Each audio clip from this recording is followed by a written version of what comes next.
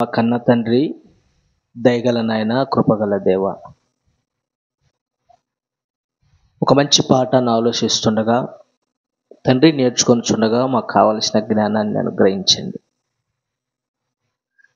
ఈ రీతిగా నాయన మిమ్మల్ని ఆరాధించడానికి మీరు ఇచ్చిన కృపకై వందనములు.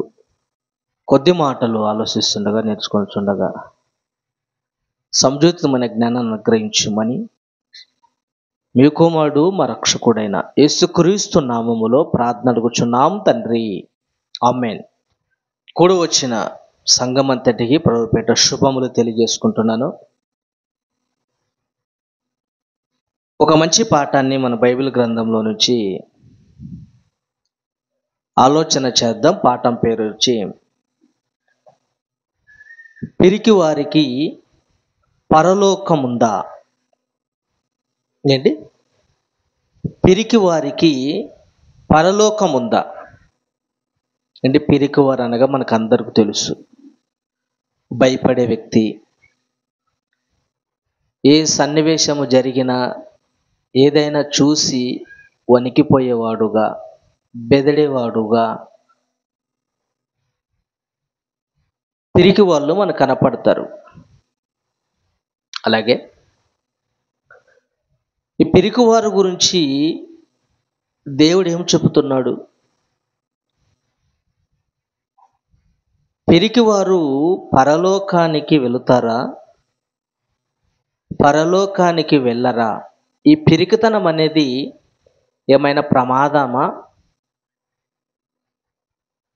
ప్రమాదము లేదా అని మన బైబిల్లోకి వెళ్ళి ఆలోచన చేయగలిగితే,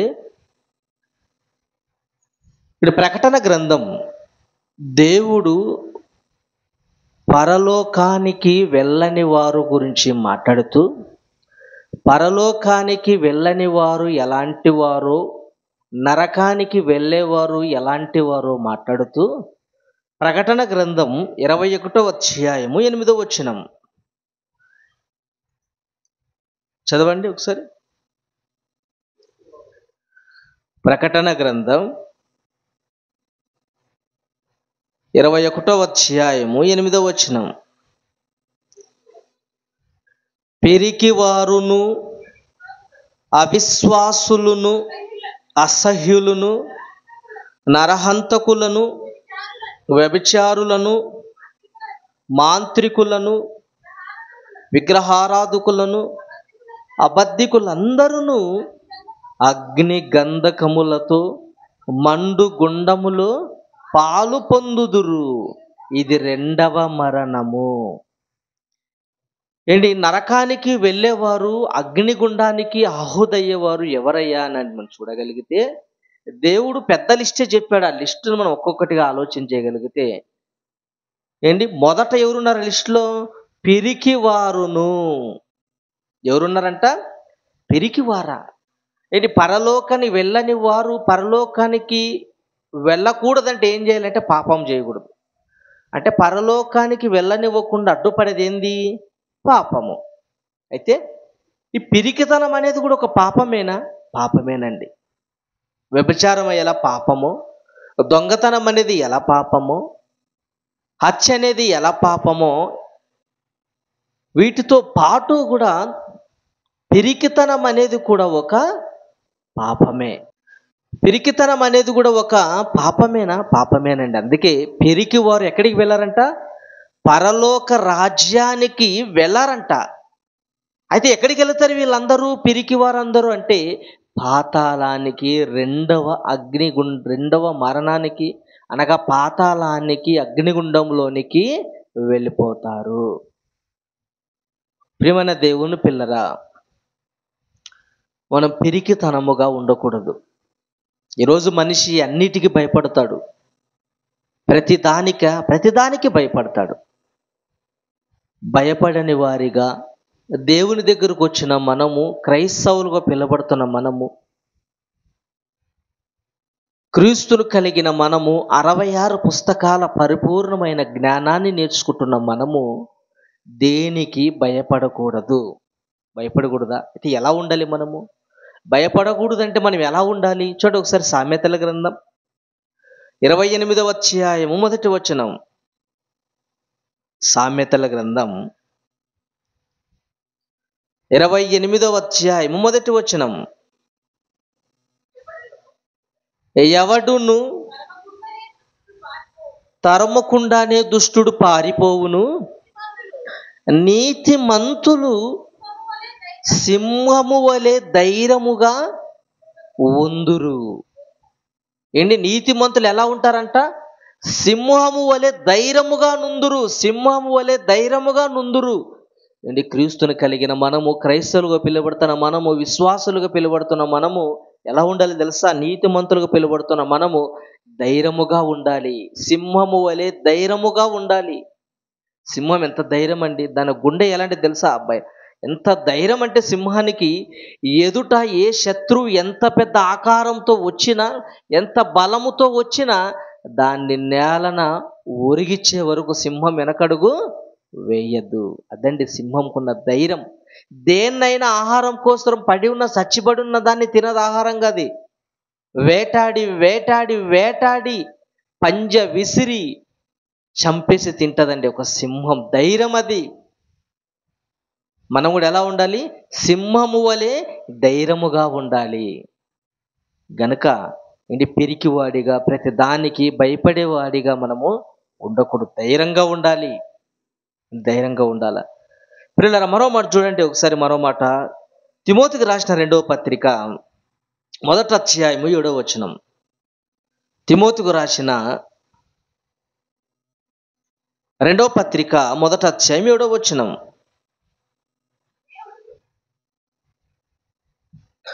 దేవుడు మనకు శక్తియు ప్రేమయు ఇంద్రియ నిగ్రహము గల ఆత్మని ఇచ్చి ఉన్నాడు. పిరికితనము గల ఆత్మను మనకు ఇయ్యలేదు. పిరికితనము గల ఆత్మను మనకి ఇయ్యలేదు. అంటే మనం ఎలాంటి ఆత్మను పొందుకున్నామంట? మనము పిరికితనం గల ఆత్మనికి ఇవ్వలేదు దేవుడు. పరిశుద్ధాత్మను పొందుకున్నామే మనము. బాప్తిసం ద్వారా క్రీస్తులకు వచ్చిన మనము, క్రీస్తుని ధరించుకున్న మనము, బాప్తిసం తీసుకున్న నాడు మొదలుకొని ఏంటి, అప్పటి నుంచి పరిశుద్ధాత్మ దేవుడు మనలో ఉన్నాడే. అలాంటి పరిశుద్ధాత్మ దేవుని పొందుకున్న మనం ఎలా ఉండాలంట? ధైర్యంగా ఉండాలి. ధైర్యంతో దేవుని సేవ చేయాలి. ధైర్యంతో క్రీస్తు కొరకు బ్రతకాలి. ధైర్యంతో దేవుని కార్యక్రమంలో ముందడుగేయాలి. ఎందుకంటే పెరికితనం గల ఆత్మను దేవుడు మనకు ఇవ్వలేదు. మనలోని ఆత్మ ఎవరిది? పరిశుద్ధాత్మను పొందుకున్న మనం ధైర్యంగా ఉండాలి. అదే కాక మన ఆత్మ ఉందే, మనమున్నామే, మనం దేవుని భాగము. ఎవరు? మనమందరము దేవుని భాగము. దేవుడు ఆత్మ కనుక ఆయన కుమారులుగా పిలువబడుతున్న మనము, భూమి మీదకి వచ్చిన మనము, దేవుని ఆత్మను పొందుకున్న మనము, దేవుడు ఎంత ధైర్యవంతుడు, ఎంత ధైర్యశాలో, అలాంటి లక్షణాలు కలిగి మనం బ్రతకాలి. దేవుని కుమారులమండి మనము. దేవుని భాగము నుంచి విడిపోయిన వారం మనము. ఎలా ఉండాలి? ధైర్యంగా ఉండాలి. ప్రియులారా, బైబిల్ గ్రంథములో మనము ఒక 2-3 సందర్భాలు చూసుకొని ముగించుకుందాం. నేను ప్రారంభంలో యేసుక్రీస్తు వారి వెంట తిరిగిన శిష్యుల గురించి ఆలోచించగలిగితే, ఆ శిష్యులండి యేసుక్రీస్తుల వారి శిలువ వేయబడక మునుపు చాలా పిరికివాళ్ళు. అన్ని విషయాల్లో భయపడేవాళ్ళు. అందులో మనకు పేతురు గారు పరిచయస్తుడే. ఎందుకంటే అన్నిట్లో దురుసుగా ముందుకు వెళ్ళేవాడు పేతురు గారు. అలాంటి పేతురు గారు ఒకనాడు యేసుక్రీస్తు వారిని సిలువ వేయడానికి పట్టుకొని గెత్సెమనే తోటలో తీసుకుని వెళ్ళినప్పుడు పేతురు గారు చలి కాసుకుంటూ ఉన్నప్పుడు ఒక చిన్నది ఏమనింది? ఇదిగో నీవు కూడా ఆయన శిష్యుల్లో ఒకడివే కదా, నీవు ఆయన వెంబడించు వాడవు కదా అన్నప్పుడు ఈయన ఏమన్నాడు? పేతురు గారు, లేదు లేదు లేదు లేదు, ఆయన ఎవరో నేను ఎరుగను, నాకు తెలియదు అని అబద్ధం ఆడాడండి. అంటే అర్థమైంది, నేను కూడా ఒకవేళ ఆయన శిష్యుడనే, ఆయనతో పాటు తిరిగిన వాడనే అంటే ఈయన ఎక్కడ తీసుకొని వెళ్తారు? జైలుకు తీసుకుని వెళ్తారు. జైలుకి తీసుకుని వెళ్ళి ఏం చేస్తారు? హింసిస్తారు, అవసరమైతే చంపేస్తారు. అంటే దేనికి భయపడ్డాడు పేతురు గారు? మరణానికి భయపడ్డాడండి. భయపడ్డాడు. 3 సార్లు బొంకేనని రాయబడింది అక్కడ. అంటే 3 సార్లు ఏం చెప్పాడు? అబద్ధం ఆడాడు. నేను ఆయన శిష్యుని కాదు, ఆయన ఎవరో నాకు తెలియదు. భయం అండి, భయం ఉంది. కానీ అలాంటి పేతురు, అలాంటి అపోస్తులు క్రీస్తు వెళ్ళిపోయిన తర్వాత క్రీస్తు సువార్తను ప్రజల్లోనికి వ్యాపించడానికి వారు ఎంత ధైర్యముగా, ఎంత సాహసోపేతంగా, ఎంత ధైర్యశాలులుగా సమాజానికి వాక్యాది ఉన్నట్లుగా ఎలా ప్రకటించారో చూడగలిగితే అపోస్తుల కార్యములు 4వ అధ్యాయము 13వ వచనం. అపోస్తుల కార్యములు 4వ అధ్యాయము 13వ వచనం. వారు అనగా ఎవరు చూడండి? వారు పేతురు యోహానుల ధైర్యమును చూచినప్పుడు వారు విద్యలేని పామరులని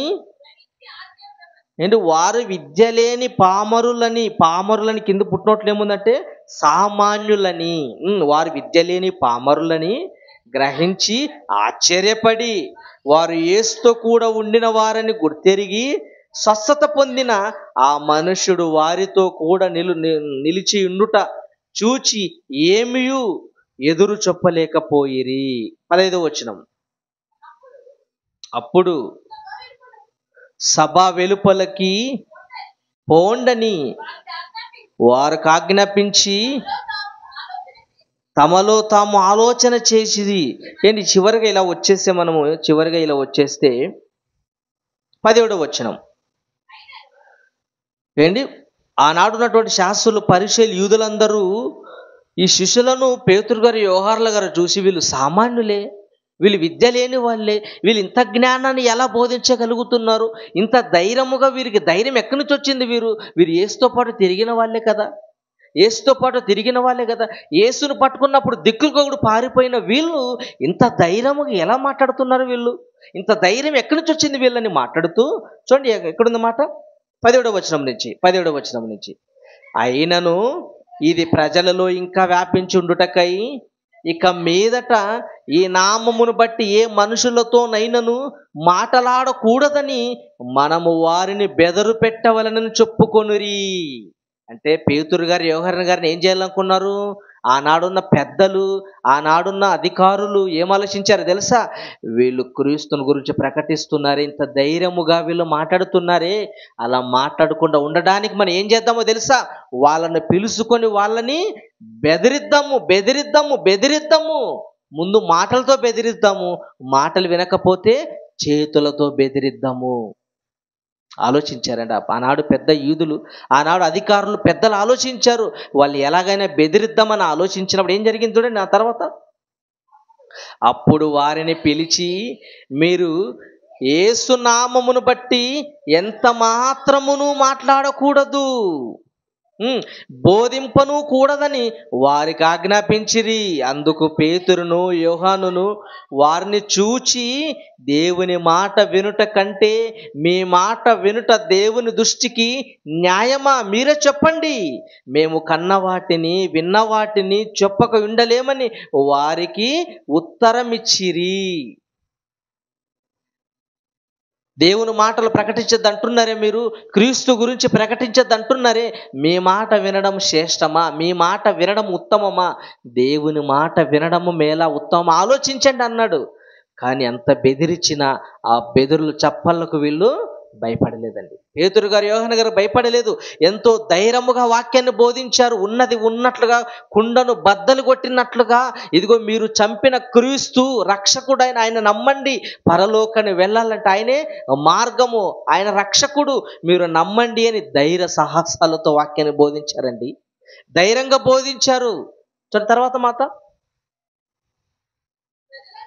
ప్రజలందరూ జరిగిన దానిని గూర్చి దేవుని మహిమపరచుండురి గనుక సభవారు ప్రజలకు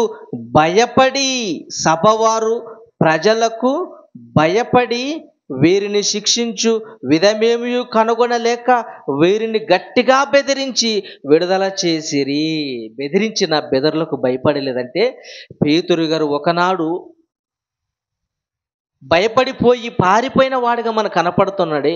తర్వాత క్రీస్తు మరణించి తిరిగి లేచిన తర్వాత సకల జనులకు సువార్త ప్రకటించడానికి సువార్త పనిలో అలుపెరుగని యోధుడుగా, ధైర్యశాలిగా, ధైర్యముతో సువార్తను ముందుకు తీసుకొని పోయాడు. ధైర్యంగా ఉండాలండి. పిరికి వారు పరలోకానికి వెళ్ళరు అన్నారే. ఒకవేళ పేతురు గారు అలా వెనక్కి వెళ్ళిపోయి ఉంటే పరిస్థితులు మరోలా ఉండేవి. కానీ ధైర్యముతో, సాహసముతో ఎంతకాలం బ్రతుకుతాం? ఎంతకాలం బ్రతుకుతాం? మహా అయితే 10 ఏళ్ళ పర్వాలేదు, క్రీస్తు కొరకు మేము చావడానికైనా సిద్ధము, చంపుతారా చంపండి అని తెగించి సువార్తను ప్రకటించిన వాళ్ళు. కనుక ప్రియులరా, పేతురు గారి మాదిరిగా మనము ధైర్యంతో, ధైర్య సాహసాలతో క్రీస్తును సమాజానికి మనము ప్రకటించాలి. దేవుని మనసును సమాజానికి తెలియజేయాలి. కొందరైనా రక్షించడానికి మనం ధైర్యముతో నడుం బిగించి కదలితేనే కొందరైనా మారుతారేమో. కనుక పిరికివాడిగా 4 గోడల మధ్య కూర్చొని గదిలో ప్రార్థన చేస్తున్న వాడిగా మనము ఉండరాదు. నడి రోడ్డు మీదకి వెళ్ళి సువార్తను ప్రకటించే యోధుడుగా మనము తర్పీతు పొందాలి. బైబిల్ జ్ఞానమందు పరిపూర్ణులుగా మార్చబడి క్రీస్తును సమాజానికి ప్రకటించాలి. మరో సందర్భం చూద్దాం. యేసుక్రీస్తు వారి గురించి ఆలోచన చేయగలిగితే, యేసుక్రీస్తు వారు భూమి మీద బ్రతికిన 33 సంవత్సరాల్లో కూడా ఆయన ఎంత ధైర్యముతో, ఎంత ధైర్యశాలిగా సమాజానికి వాక్యాన్ని ప్రకటించాడో చూడగలిగితే, చూడండి ఒకసారి లూకాసు వార్త 13వ అధ్యాయము 31-32. లూకాసు వార్త 13వ అధ్యాయము 31-32. ఆ గడియలోనే కొందరు పరిసయ్యులు వచ్చి, నీవు ఇక్కడి నుండి బయలుదేరి వెళ్ళుము, హేరోదు నిన్ను చంపగోరుచున్నాడు.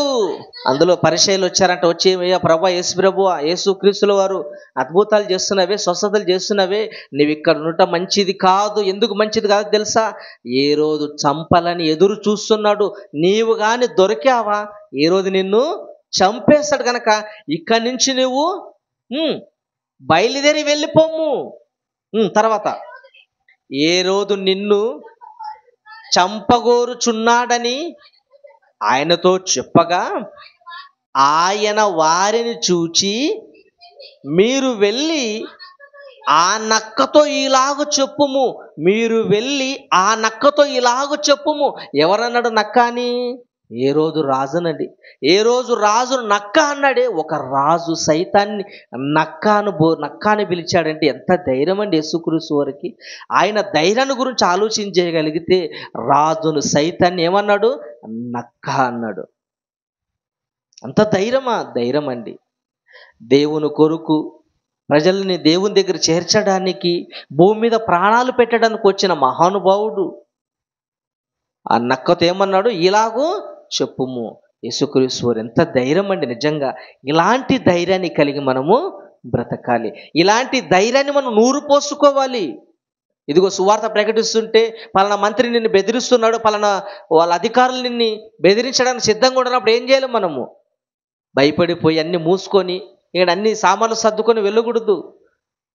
నా సువార్త ప్రకటించే హక్కు నాకుంది, అడ్డుకునే హక్కు నీకు లేదని ధైర్యంగా వాళ్ళకి మన సమాధానము చెప్పాలండి. కనుక యేసుక్రీస్తు వారు ఎంత ధైర్యశాలి అండి, ఎంత ధైర్యం అండి. ఆయన సువార్త ప్రకటించడానికి ఎంత ధైర్యముతో ముందుకు వెళ్ళాడు. ఇంకో సందర్భం చూద్దాం. మత్తయి సువార్త 23వ అధ్యాయము 27-28. మత్తయి సువార్త 23వ అధ్యాయము 27-28. అయ్యో వేషధారులైన శాస్త్రులారా. చూడండి ఏమంటున్నాడు? శాస్త్రుల్ని పరిసయ్యులు ఏమని పిలుస్తున్నాడు ఆయన? అయ్యో వేషధారులైన శాస్త్రులారా, పరిసయ్యులారా, మీరు సున్నము కొట్టిన సమాధులను పోలి ఉన్నారు. అవి వెలుపలి శృంగారముగా అగుపడును గాని లోపల చచ్చిన వారి ఎముకలతోనూ సమస్త కల్మషముతోనూ నిండి ఉన్నది. ఏంటి శాస్త్రులు పరిశీలన ఏమన్నా సంబోధించాడు ఈయన? వేషధారులైన శాస్త్రులారా, పరిసయ్యులారా, సున్నము కొట్టిన సమాధిని పోలి ఉన్నారు. ఏంటి ఇలా అనగలం మనం ఎవరినైనా? యేసుక్రీస్తు అవమాటం లేదండి. ఉన్నది ఉన్నట్లుగా మాట్లాడే వ్యక్తి యేసుక్రీస్తు వారు. ఉన్నది ఉన్నట్లుగా మాట్లాడే గొప్ప నాయకుడు యేసుక్రీస్తుల వారు. భయపడలేదు, శాస్త్రులకు భయపడలేదు, అధికారులకు భయపడలేదు, ఏంటి పరిసయ్యులకు భయపడలేదు. సున్నమ్ము కొట్టిన సమాధులు అన్నాడు. మీరు వేషధారులు, నటిస్తున్నారు మీరు దేవుని కొరకు, దేవుని పేర చెప్పి బ్రతుకుతున్నారు మీరు. ప్రజలను బ్రతికించకుండా మీరు బ్రతుకు తెరువు కోసం బ్రతుకుతున్నారు. వేషధారులు మీరు అన్నాడు యేసుక్రీస్తు వారు. అంతే కదండి. ఈరోజు చూడండి, ఏ సేవకును కదిలించిన పలానా సేవకుడు ఏంటి దేవుడో లేకపోయినా, దేవుని పేరు చెప్పి ఇష్టానుసారంగా బ్రతుకుతున్న, దుర్మార్గపు పనులు చేయుచున్నా కూడా అలాంటి వాళ్ళకి సపోర్ట్ ఇస్తారు. అలాంటి వారిని ముందుకు తీసుకొని పోతారు. అలాంటి వారి విషయంలో ఎందుకు? ఏదైనా ఇస్తాడేమో అని, ఏదైనా సహాయం చేస్తాడేమో. అన్నా నువ్వు పరిశుద్ధుడన్నా, నువ్వు గొప్పవాడన్నా, పరిశుద్ధుడు అంటుంటారు. కానీ చేసేవాడిని లోపల కుళ్ళు కుతంత్రాలు. ప్రియులారా, ఎదుటివాడు తప్పు చేసే తప్పును తప్పుగా ప్రకటించాలి. వాక్యది ఉన్నది ఉన్నట్లుగా వ్యక్తుల కోసం మార్చకూడదు, సంస్థల కోసం మార్చకూడదు, వారేమో అనుకుంటారని మార్చకూడదు. ఆ మాట చెప్తే వీరు సంఘాన్ని వదిలిపెడతారేమో అనుకోకూడదు. వస్తే రాని, పోతే పోని, వచ్చిన వారికే పరలోకం. బతిలాడే బోధ మనం ఎప్పటికీ చేయకూడదు. అధికారముతో ఉన్నది ఉన్నట్లుగా వాక్యాన్ని బోధించి కొందరినైనా క్రీస్తులో పరిపూర్ణులుగా చేయడానికేనండి ఇంత ప్రయాసపడుతున్నాం మనం. ఏదో ఆశించి కాదు, ఏదో లాభం పొందుకోవాలని కాదు, ఏదో హోదాలు పొందాలని కాదు, ఎవరి దృష్టిలో పడాలని కాదు, అంతకంటే కాదు, దేవుని దృష్టిలో పడాలి. దేవుడు చెప్పిన రీతిగా మనం బ్రతుకుతూ దేవుని కొరకు అనేకులను నిలవబెట్టాలి. ఇంకో మాట చూద్దాం చూడండి, మన లూకాసు వార్త, యేసుక్రీస్తు వారు లూకాసు వార్త 22వ అధ్యాయము 53వ వచనం. లూకాసు వార్త 22వ అధ్యాయము 53వ వచనం. యేసు తాను పట్టుకొన వచ్చిన ప్రధాన యాజకులతోనూ దేవాలయపు అధిపతులతోనూ పెద్దలతోనూ మీరు బందిపోటు దొంగ మీదికి వచ్చినట్లు కత్తులతోనూ గుదియలతోనూ బయలుదేరి వచ్చితిరా. ఎవరిని పట్టుకోవడానికి వెళ్ళారు వీళ్ళంతా? సైనికులు. యేసుక్రీస్తు వారు పట్టుకోవడానికి వెళ్ళారు. యేసుక్రీస్తు వారు ఎక్కడున్నప్పుడు? ఆ రాత్రి గెత్సెమనే తోటలో ప్రార్థన చేసుకుంటాడు మహానుభావుడు. ప్రార్థన చేసుకున్నప్పుడు పట్టుకోవడానికి వెతుకుతున్నారట యేసుక్రీస్తు వారు. ఎక్కడ దొరుకుతాడని. ఎలా వెళ్ళారంటే వీళ్ళు? ఏంటి ఆయుధాలు ఏం తీసుకుని పోయారంటే వీళ్ళు? ఆయుధాలు చూడండి, కత్తులతోనూ గుదియలతోనూ బయలుదేరి వచ్చిరి. పట్టుకోవడానికి వెళ్ళినప్పుడు యేసుక్రీస్తు వారు భయపడ్డా? భయపడలేదండి. యేసుక్రీస్తు వారి దగ్గరకు వచ్చి నువ్వు యేసువేనా అన్నప్పుడు ఆయన ఏమన్నాడు? అవును, నేను యేసునే. ఏంటి చంపడానికి తీసుకొని పోతారు అన్నప్పుడు మనం తప్పించుకోవడానికి చూస్తామా? లేదు, నేనే అని మనం ముందుకు వెళతామా? 99% అందరం ఎలా చేస్తామో తెలుసా? తప్పించుకోవడానికి వెళుతాము. ఇదిగో పలానా వాడు ఇలా చేశాడంటే ఎక్కడున్నాడు అని అడిగితే ఏం చెప్తాం మనము? నువ్వైనా కూడా నేను కదా పక్క వీధి అంటాం, నేను కదా పక్క ఊరు అంటాం. ఎందుకు? తప్పించుకుంటాం. కానీ యేసుక్రీస్తు వారు చావు ఎదురుగా ఉన్నప్పటికీ ఆయన ఏం చేశాడు? ఆయన చావు సైతాన్ని ఆయన భయపడలేదు, బెదరలేదు, ధైర్యంతో అవును నేనే అన్నాడు. చక్కగా వాళ్ళ దగ్గరికి వెళ్ళిపోయి ఎక్కడికి వెళ్ళిపోయాడు? సిలువకు వెళ్ళిపోయాడు. ఇలా ఉండాలని క్రైస్తవుడు. క్రీస్తును కలిగిన మనం ఇలా జీవించాలి. ధైర్యంతో దేవుని వాక్యాన్ని ప్రకటించాలి సమాజానికి. ఒక డైలాగ్ ఉంది సినిమాలో, ఏంటో తెలుసా? చావు నా ఎదురుగా ఉన్నప్పుడు నా కళ్ళల్లో భయం అనేదే ఉండకూడదు, నా మూతి మీద చిరునవ్వు ఆగకూడదు, నా చెయ్యి నా మీసం మీద ఉండాలి. డైలాగ్ ఇది. దేవుని కొరకు బ్రతుకుతున్న మనం ఎలా ఉండాలి తెలుసా? చావు మన ముందున్నా మనం దేనికి వెనకడుగు వేయకూడదు. అది బ్రతకాలండి. అది బ్రతుకంటే. పౌలు గారు బ్రతుకుట క్రీస్తు, చావైతే నాకు లాభం అన్నాడు. ఇదండి డైలాగ్. ఇలా బ్రతకాలి. బ్రతికితే క్రీస్తు కొరకు, చావైతే లాభము నాకు. క్రైస్తవుడు మరణానికి ఎప్పటికీ భయపడడు. ఎన్ని రోజులు? మహా అయితే 35 ఏళ్ళు సరిపోయింది జీవితం. 35 ఏళ్ళు గడిచిపోయింది. మహా అయితే 15 ఏళ్ళు 20 ఏళ్ళు అంతే కదా. ఈ జీవితంలోనైనా క్రీస్తు కొరకు ఉన్నది ఉన్నట్లుగా సమాజాన్ని ప్రకటించడానికి ఎంతగానో ప్రయాసపడాలి. దేనికి భయపడకూడదు? మీటింగ్సా భయపడకూడదు, సెమినారా భయపడు, అమ్మో ఇంత అవుతుందేమో, దేనికి వెనకడుగు వేయకూడదు. ఎంతనా కానీ దేవుని కొరకు ముందుకు మనము వెళ్ళాలి. ఇలా ఉండాలండి క్రైస్తవుడు. పిరికి వారికి పరలోకం అనేదే లేదు. పరలోకానికి వెళ్ళేవారు పిరికివారుగా ఉంటే పరలోకానికి వెళ్ళరు. మరి పిరికి వారందరూ ఎక్కడికి వెళ్తారన్నాడు? నరకానికి వెళుతారు. కనుక మనం పిరికివారుగా మనము ఉండకూడదు. చూడండి ఇంకొక సందర్భం చూసుకుందాం. ఇంకొక సందర్భం ఏంటి? దానియేలు గ్రంథం. షడ్రక్ మెషక్ అబేద్నెగో ఉన్న ధైర్యాన్ని మనం చూడగలిగితే దానియేలు గ్రంథం 3వ అధ్యాయము 16వ వచనం నుంచి ముగించుకుందాం ప్రియులారా. దానియేలు గ్రంథం 3వ అధ్యాయము 16వ వచనం నుంచి షడ్రకును మేషకును అబేద్నెగో అను వారు ఇలాగు చెప్పిరి, నెబుకద్నెజరు. ఏంటి రాజుని ఏమని పిలుస్తున్నారు వీళ్ళు? నెబుకద్నెజరు పేరుతో పెట్టి పిలుస్తున్నారు. ఎంత ధైర్యం అండి వాళ్ళకి. షడ్రక్ మెషక్ అబేద్నెగో వారికి ఉన్న ధైర్యం ఏంటో తెలుసా? రాజు సైతాన్ని పేరు పెట్టి పిలుస్తున్నారు. నెబుకద్నెజరు, నీ ప్రతిమకు మేము మొక్కము. రాజు ఏం శాసించాడు? ఏం శాసనం చేశాడు? నా ప్రతిమకు ఎవరు మొక్కరో వాళ్ళని అగ్నిగుండములో పారివేయండి. అంటే ఆ ప్రతిమకు మొక్కని వారికి ఏముంది? మరణం ఉంది. కానీ మరణాన్ని సైతాన్ని వీళ్ళు భయపడలేదు. మరణానికి భయపడలేదండి. దేవుడు మమ్మల్ని రక్షిస్తాడు, రక్షించకపోయినా పర్వాలేదు, కానీ నీ ప్రతిమకు మాత్రం మేము మొక్కము. మేము దేవునికే భయపడతాము తప్ప ఎవరికి మేము భయపడము. ఎంత ధైర్యం అండి వాళ్ళకి, ఎంత ధైర్యం, ఎన్ని గడుసు అండి వాళ్ళకి. నిజంగా అలాంటి ధైర్యంతో మనం దేవుని సేవలో అడుగు వేయాలి. ప్రతిదానికి భయపడకూడదు. సమస్యలు వచ్చాయని భయపడకూడదు. ఇంట్లో ఆర్థిక సమస్యలు వచ్చాయని భయపడకూడదు. పిల్లలకు బాలేదని భయపడకూడదు. పెద్దోళ్ళకి బాలేదని భయపడకూడదు. ఏంటి నా జీవితం అని భయపడకూడదు. ప్రతిదానికి సమయము గలదు. ముందడుగు వేయాలంతే. మార్కు తక్కువ వచ్చాయని పిరికివాడికి ఆత్మహత్య చేసుకుంటామా? పంట పండలేదని ఆత్మహత్య చేసుకుంటామా? ప్రయత్నించు. ఇప్పుడు కాకపోతే వచ్చే సంవత్సరం పంట వస్తుంది. ఇప్పుడు కాకపోతే వచ్చే 10 ఏళ్ళ తర్వాత పంట వస్తుంది. దేనికి భయం? నేను ఇప్పుడు కాకపోతే ఇంకోసారి పాస్ అవుతాం, ఇప్పుడు కాకపోతే మరోసారి పాస్ అవుతాం. పోయేదేముంది? మహా అయితే ఫీజు తప్ప, అంతే కదా. దాని కొరకు ప్రాణాలు తీసుకుంటారా? తప్పు కదా. ఏంటి? పెళ్ళి అవ్వట్లేదని ఆత్మహత్య చేసుకున్నాడు ఒకడు. పెళ్ళి అవ్వట్లేదని ఆత్మహత్య చేసుకున్నాడు ఒకడు. పెళ్ళి అవ్వట్లేదా? ఎందుకు అవ్వదు? అవుతుంది. కానీ దాని కొరకు ఆత్మహత్య చేసుకుంటావా? ప్రేమించిన అమ్మాయి దక్కలేదని పిరికితనంతో ఆత్మహత్య చేసుకున్నాడు. మరికొందరు అయితే వాట్సాప్లో చూస్తుంటాం, కళలో వచ్చిందట. కళలో ఏమొచ్చింది తెలుసా? నా భార్య నన్ను ఇలా చంపుతుందేమో, టీలో విషం ఇచ్చి చంపుతుందేమో అని భయపడిపోయి పిరికితనంతో వీడు చంపకుండానే సూసైడ్ చేసుకున్నాడట. ఎంత దారుణం అండి.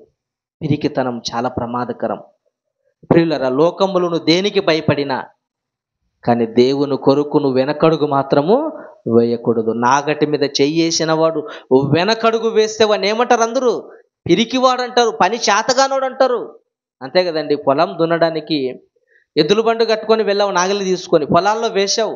ఆ భూమిని చూడగానే చెమటలు కారిపోయింది. ఇంత దున్నాలా నేను, నాకు దున్నడం రాదని ఎన్నుకొచ్చావు అనుకో, ఊర్లో వాళ్ళంతా ఏమంటారు? వీడు పని చేతగానోడు, వీడు పని చేయలేనోడు, పెద్ద పొడదామని పోయాడు కానీ పని చేయలేకపోయాడు. అలా ఉండకూడదండి. దేవుని కొరకు బ్రతుకుతాన్ని నిర్ణయించుకున్న నీవు బాప్తిసం పొందిన నాడు మొదలుకొని ఎలా ఉండాలి తెలుసా? వెనకడుగు వేయకూడదు. నాగటి మీద చెయ్యి వేసిన వాడు వెనకడుగు వేయకూడదు. బ్రతుకుట క్రీస్తు, చావైతే లాభమును బ్రతకాలంటే మనం దేవుని కొరకు ఎప్పుడు మరణిస్తామో భయపడకూడదు. ఏదో ఒక రోజు చనిపోవడం తప్పదు, కానీ క్రీస్తు కొరకు మరణించి హతసాక్షిగా మారితేనే మనకి ప్రతిఫలం అనేది ఉంటుంది. చూడండి చదవండి మాట. ఎంత ధైర్యం అండి వాళ్ళకి. ముగించుకుందాం, చదవండి మాట. చెప్పిరి, నెబుకద్నెజరు ఇందును గూర్చి నీకు ప్రత్యుత్తరము వియ్యవలెనన్న చింత మాకు లేదు. మేము సేవించుచున్న దేవుడు మండుచున్న వేడిమి గల ఈ అగ్నిగుండములో నుండి మమ్మను తప్పించి రక్షించడం సమర్థుడు. మేము నమ్మిన దేవుడు ఎంతో గొప్పవాడు తెలుసా? ఆఫ్టర్ ఆల్ నువ్వెంతయ్యా? నీకు అధికారం ఇచ్చిందే దేవుడు. నువ్వు బ్రతకాలన్నా నువ్వు చావాలన్నా ఆయన చేతిలో ఉంది. నీకు భయపడం మేము, నీ కలిగించిన ఆయనకు మేము భయపడతాం. ఆయనే యెహోవా దేవుడు, మా తండ్రి, మమ్మల్ని కన్నవాడు, మా దేవుడు. ఆయనకు తప్ప మేము ఎవరికి భయపడము. చదవం తర్వాత. మరియు నీ వశమున పడకుండా ఆయన మమ్మును రక్షించును ఒకవేళ ఆయన మమ్ము రక్షింపకపోయినను రాజా, నీ నీ దేవతల మేము పూజింపమనియు నీవు నిలవబెట్టిన బంగారు ప్రతిమకు నమస్కరింపమని తెలుసుకొనుము. ఎంత ధైర్యంగా చెప్పారు తెలుసా? మేము మొక్కమని ధైర్యంతో రాజుకి ఎదురు నిలబడ్డాడండి ఆ యోధులు. అలాంటి ధైర్యశాలులు షడ్రక్ మేషక్ అబేద్నెగో అనేవారు. ఇలాంటి ధైర్యాన్ని కలిగి మనము దేవుని సువార్తను ప్రజల్లోనికి మనము తీసుకొని పోవాలి. పిరికి వాడు ఎవరేమో అంటాడని, ఎవరో ఏదో అంటారని చాలామంది సిగ్గుపడుతూ ఉంటారు. పిరికి వాళ్ళగా బైబిల్ చేతులు పట్టుకొస్తుంటే ఎవరో ఏమో అంటారు, బెదిరిస్తారేమని. దేనికి భయపడకూడదండి, దేనికి భయపడకూడదు. భారత రాజ్యాంగం మనకిచ్చిన హక్కు, చట్టం. స్వేచ్ఛగా ఎవరి మతాన్ని వాళ్ళు ప్రకటించుకోవచ్చు, ఎవరి గొప్పతనాన్ని వాళ్ళు ప్రకటించుకోవచ్చు. ఇతర మతాలను దూషించకూడదు, తప్పు అన్నారు తప్ప. ప్రియులారా, చక్కగా ఇలాంటి లౌకిక రాజ్యంలో, ఇలాంటి భారతదేశంలో పుట్టిన మనము అందరితో ప్రేమ కలిగి, అందరితో సమాధానముగా సువార్తను ప్రకటించడానికి మనము ముందుకెళ్ళాలి. చూడండి, కోసం ఇంకో మాట చూసుకుందాం. చివరిగా పౌలు గారి గురించి మనం ఆలోచించగలిగితే, పౌలు గారు అండి నిజంగా ఎంత ధైర్యవంతుడంటే, ఎంత ధైర్యముతో సమాజంకు ఎదురెళ్ళాడంటే, క్రీస్తు విరోధులు సైతాన్ని వారి గుండెల్లో నిద్రపోయినవాడు పౌలు గారు. సువార్త పరిచర్లు యోధుడు, ధైర్యశాలి, అంత ధైర్యవంతుడు. ఒక మాట చూడండి, అపోస్తుల కార్యములు 19వ అధ్యాయము 8వ వచనం. అపోస్తుల కార్యములు 19వ అధ్యాయము 8వ వచనం. తరువాత అతడు సమాజ మందిరములోనికి వెళ్ళి ప్రసంగించుచు, పౌలు గారు అంటే ఎక్కడికి వెళ్ళాడట? సమాజ మందిరంలోనికి వెళ్ళి ప్రసంగించుచు దేవుని రాజ్యము గూర్చి తర్కించుచు, ఒప్పించుచు. అంటే యేసుక్రీస్తు వారి గురించి, దేవుని రాజ్యాన్ని గురించి ఏం చేస్తున్నాడంటే ఈయన తర్కించుచు. అంటే ఏంది? డిబేట్స్, వాదన. క్రీస్తు లేడన్న వాడిని సైతాన్ని నిలబడి ఓడించిన వాడు పౌలు గారు. దేవుడు లేడన్న వాడినితో కూర్చొని దేవుడు ఉన్నాడని నిరూపించిన వాడు పౌలు గారు. అలాంటి గొప్ప యోధుడు, ధైర్యశాలి. ప్రతి మనిషితో తర్కించుచు, ఒప్పించుచు. అంటే ఆయన బోధ ఎలా ఉంది తెలుసా? ఎదుటి వాడిని ఒప్పించేవాడు. దేవుడు లేడనే వాడిని దేవుడు ఉన్నాడని ఒప్పించడంలో నైపుణ్యం గలవాడు పౌలు గారండి. అంత అద్భుతమైన వాడు పౌలు గారు. ధైర్యంతో ఒప్పించుచు, తర్కించుచు, ఒప్పించుచు ధైర్యముగా మాట్లాడుచుండెను. ఎంత ధైర్యముతో అండి పౌలు గారు మాట్లాడుతున్నారు. ఆయనకి ఎన్ని ఇబ్బందులు వచ్చినా, ఆయనకి ఎన్ని సమస్యలు వచ్చినా, ఆయన చంపాలని ఎందరో కాచుకున్నా దేనికైనా భయపడలేదు, దేనికి వెనకడుగు వేయలేదు. అంత ధైర్యముతో వాక్యాన్ని ఆయన బోధించాడు, వాక్యాన్ని ప్రకటించాడు. అనేక సంఘాలను కట్టినవాడుగా పౌలు గారు మనకి కనపడతాడు బైబిల్లో. అంత ధైర్యముతో అండి. ఇలాంటి ధైర్య సాహసాలనే పులికి పుచ్చుకున్నవాడే ఈ తరములో 21వ శతాబ్దంలో ఎవరు? జయశైలి గారు, ఆత్మీయ తండ్రి గారు. నిజంగా ఆయనకున్న ధైర్యాన్ని చూడగలిగితే ఆయన సామాన్యుడని, మనలాంటి వాళ్ళే. ఆయన సామాన్యుడే. ఒక 20 ఏళ్ళ కిందట తాటిపాకలో గడిపినవాడు ఆయన. సామాన్యుడు. ఆయన వెనకాల రాజకీయ బలము లేదు, ఆయన వెనకాల గవర్నమెంట్ లేదు, ఆయన వెనకాల అమెరికా దేశాలు, ఏ దేశాలు లేవు. ఒక సామాన్యుడుకున్న ధైర్యం ఏంటో తెలుసా? ఆయన సభలో మాట్లాడుతుంటే ఆ మాట్లాడే ప్రసంగాలకి రోమాలు నిక్కు పొడుచుకుంటాయి మనకి. అంత ధైర్యమా? రాజకీయ సైతాన్ని లెక్క చేయట్లేదు ఆయన.